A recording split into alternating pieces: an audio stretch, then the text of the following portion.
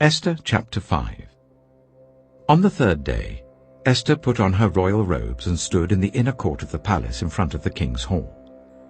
The king was sitting on his royal throne in the hall facing the entrance. When he saw Queen Esther standing in the court, he was pleased with her, and held out to her the gold scepter that was in his hand. So Esther approached and touched the tip of the scepter.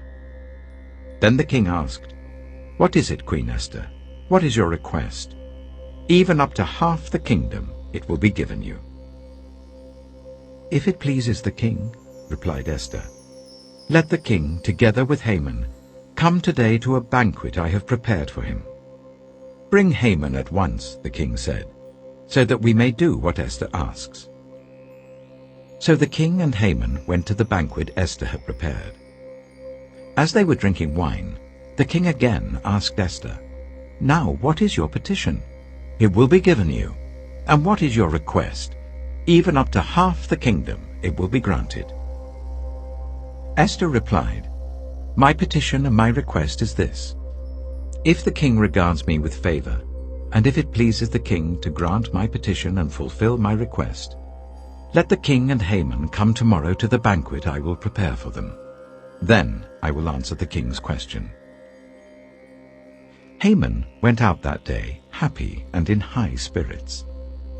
But when he saw Mordecai at the king's gate and observed that he neither rose nor showed fear in his presence, he was filled with rage against Mordecai.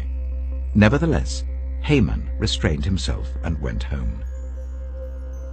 Calling together his friends and Zeresh his wife, Haman boasted to them about his vast wealth, his many sons, and all the ways the king had honored him, and how he had elevated him above the other nobles and officials. "And that's not all," Haman added. "I'm the only person Queen Esther invited to accompany the king to the banquet she gave. And she has invited me along with the king tomorrow. But all this gives me no satisfaction, as long as I see that Jew Mordecai sitting at the king's gate."